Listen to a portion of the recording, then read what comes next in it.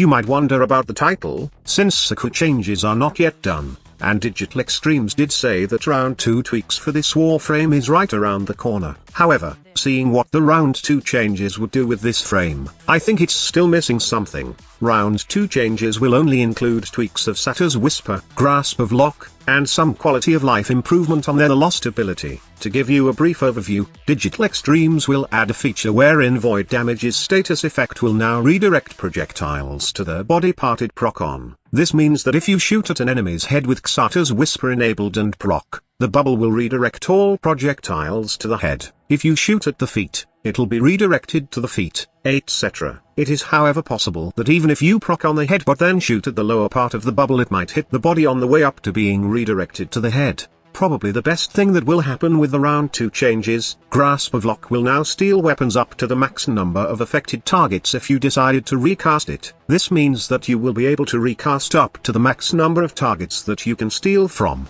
In other words, you can add to the current batch of weapons. For example, if your max target is set to 6, and you have 3 weapons active, Grasp of Lock can be recast to top up to the remaining 3 weapon allowance. Newly grabbed weapons from recasts will have independent durations from the previous batch, similar to Protea's Blaze Artillery. The best part is, stolen weapons will no longer target invulnerable enemies. Lastly, on their third ability, there will be large improvements such as Xaku'S will be able to recast up to the max number of targets that can be affected, corrupted. Their gaze ability will have 12 meters increase base range, and their deny beam width and base range will be increased to 40 meters. All these changes will be added to round 2 of Xaku rework, and if you take a look at it closely, you will determine that most of these changes are focused on making Xaku an offensive frame. Void Damage was changed to be neutral and somehow deal a good amount of damage to all factions in the game. Xaku'S Whisper wasn't the only ability that benefited the most from these changes, but the stolen weapons from Grasp of Lock also get buffed, especially if enemies have no defenses. The damage output of their second ability will surely skyrocket once the round 2 changes arrive, and I'm pretty hype on how powerful this community created frame will be. So what are you complaining, squad leader? Where's the problem that needs fixing? I'll be straightforward here. Xaku has literally become a glass cannon. I know Digital Extremes made damage reduction changes on area of effect damage, but still, their kit in terms of survivability is weak in high-level missions. 75% damage reduction against area of effect damage won't even be enough against a high-level ass-whooping bombard. Not to mention that the evasion gimmick is still the worst form of damage mitigation in the game. I'm not saying that it don't work, but it's unreliable.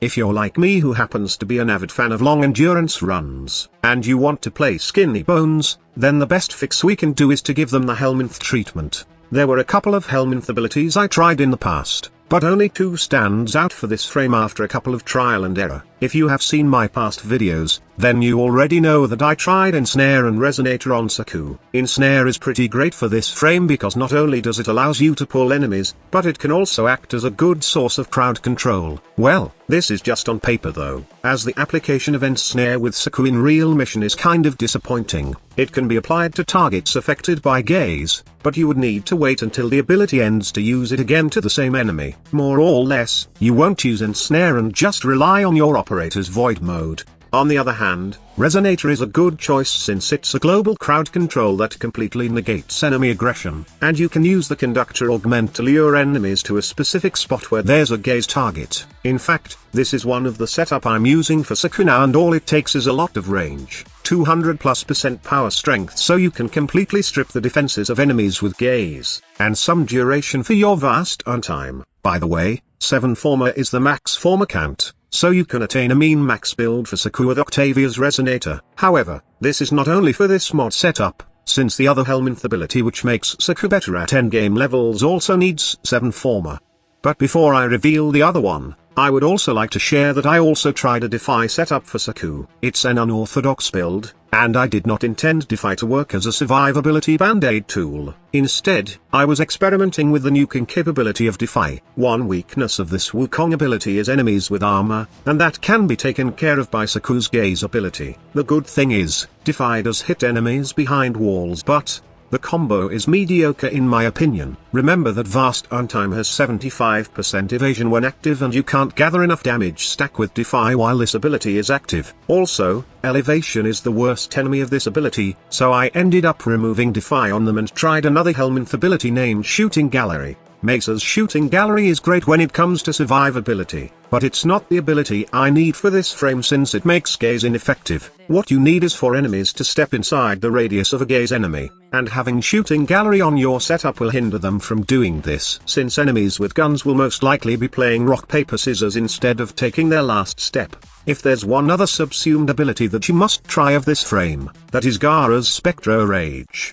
This subsumed ability can be compared as a weaker Resonator but with added benefits. It can both aggro control and gather enemies in one place, but the mirrors do break easily at high level content. You will need to equip its Spectro Siphon Augment so you can spam the ability, which is the best part of this combo. Sorry for the shitty build, as I've recently discovered this combo to be quite effective with Xaku, but the idea is to have Spectro Siphon on your build, get as much as 200% power strength for gaze, and go bananas with your range. Equip as much as range mods as possible so you can have maximum amount of mirrors, plus you'll gain added benefit on your gaze and grasp of lock. In my opinion, the Helminth system, or going void mode all the time is the only quick fix for Xaku'S survivability. I know their third ability has a good amount of crowd control but the problem is, almost all of their sub-abilities have slow casting animation. Ability Wheel is an absolute bonkers especially in hectic situations like there are so many ancient healers, nullifiers, and high-level enemies in the area. It's the worst spot for Xaku and one hit can lead to instant death. Our only hope is that the developer will release an augment which will give us more reliable survivability. But this is just my opinion though, as it would make the frame unbalance. Just a quick fix on the casting animation of the lost abilities, and I'm fine using my Helminth Xaku. Now I'm planning to form a Xaku again and take it to higher level in Void Survival. I'll show you the results later but for now, go try out either Spectro Siphon Xaku, or Resonator Xaku. Thank you so much for watching. Squad Leader signing off. This is the future. Human error.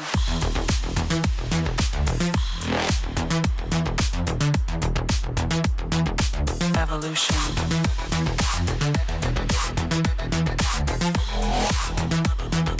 This is the future.